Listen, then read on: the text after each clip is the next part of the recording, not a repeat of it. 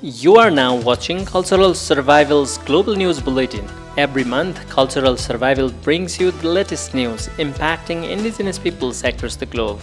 This October edition features important stories from Europe, North, Central, South America, Africa, Asia, and beyond. Starting news from UN. The UN Human Rights Council unanimously adopted a resolution on October 6, 2025, granting indigenous peoples improved active participation in UN meetings and decision-making. The resolution also urges states to respect existing treaties and uphold the UN Declaration on the Rights of Indigenous Peoples. In the United States, despite having abundant water, Alaska's 229 federally recognized tribes face threats to subsistence resources from development. Experts urge the state to leverage its constitution and in-stream flow laws to proactively protect tribal water rights and fish populations, like the struggling Yukon salmon. In Canada, a British Columbia Supreme Court consent order legally cemented the Haida Nation's Aboriginal title to the Haida-Gwi archipelago on September 5, 2025.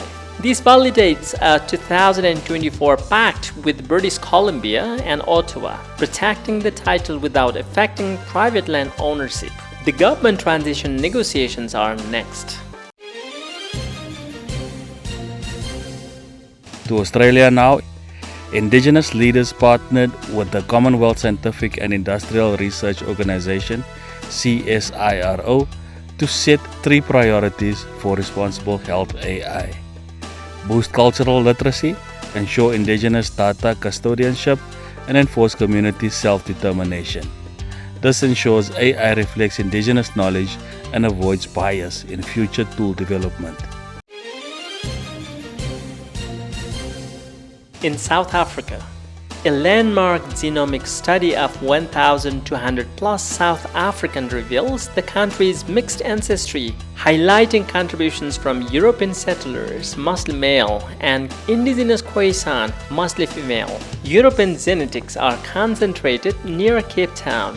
The research maps colonial era gene flow, including enslaved populations.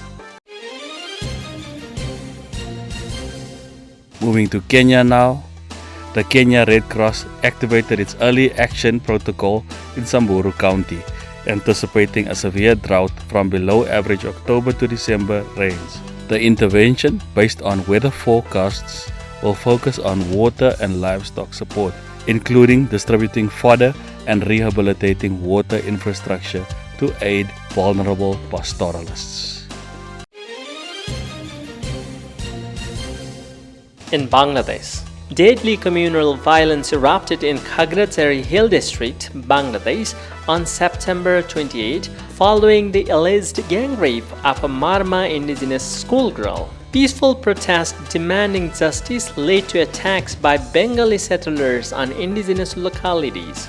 The resulting unrests and blockade killed at least 3 indigenous individuals and injured dozens, also destroying homes and shops.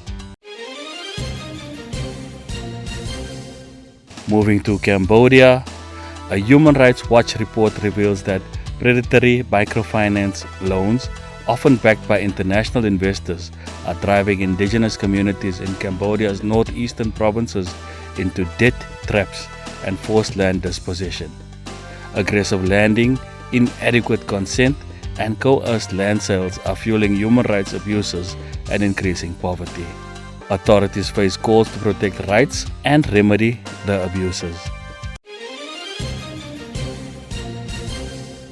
In India, Arunachal Pradesh indigenous tribes fiercely protest the proposed Siang Upper Dam, India's response to China's upstream projects. Fearing displacement and cultural loss, the Adi people oppose the nation's largest dam, vowing to fight till the end of the time against the death sentence projects.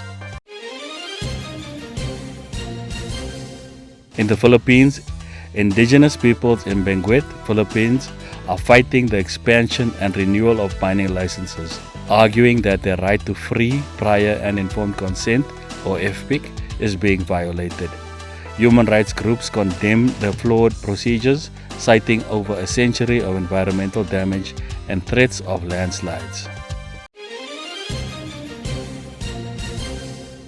In Nepal, a government plan to develop Nepal's largest iron deposits in Jumla Bang, granted to Ramesh Steels, faces fierce local resistance. Residents and indigenous peoples' rights activists claim the project violates their right to free, prior and informed consent, fearing displacement, water pollution, and the loss of ancestral lands. The class highlights a national battle between economic goals and traditional livelihoods. In Bolivia, indigenous women from Bolivia's Amazon and lowlands marched in La Paz to demand urgent government action against the devastating annual forest fires destroying their ancestral lands. They also protested illegal mining threats in their territories.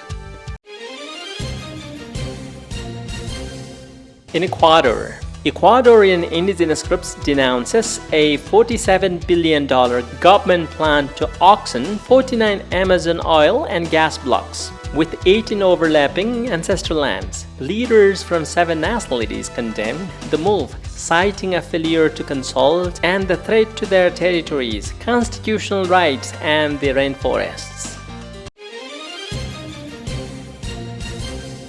In Guatemala, Guatemalan indigenous women launched a nationwide Tu Voz Resiste campaign on International Indigenous Women's Day. This campaign combats structural racism, highlighting their resilience, identity, and societal contributions. The campaign uses Mayan language radio, social media, and posters to ensure the collective anti-discrimination message resonates widely.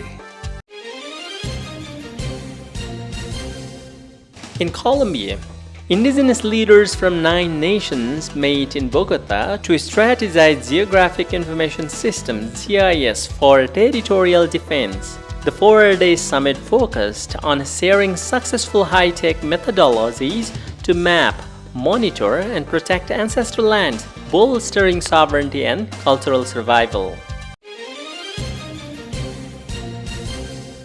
And in Argentina, a historic court ruling on September 3, 2025 forced the immediate reopening of an ancestral road for Argentina's Nahuelpan Mapuche Tehuelche community. The vital route, illegally blocked since 2021, now restores essential access and connectivity to the city. In Honduras, the Civic Council of Popular and Indigenous Organization of Honduras and the Nueva Esperanza community filed a complaint against the Honduran Ministry of Education and state entities over the violent eviction of 8 indigenous families. The group denounces a state complicity in using false titles to criminalize and dispossess communities recovering ancestral land. That is all for this edition of Cultural Survival's Global News Bulletin. Stay tuned for our next broadcast. For more information on the rights of indigenous peoples, visit cs.org and follow Cultural Survival on Facebook, Instagram, LinkedIn, Threads, and Blue Sky.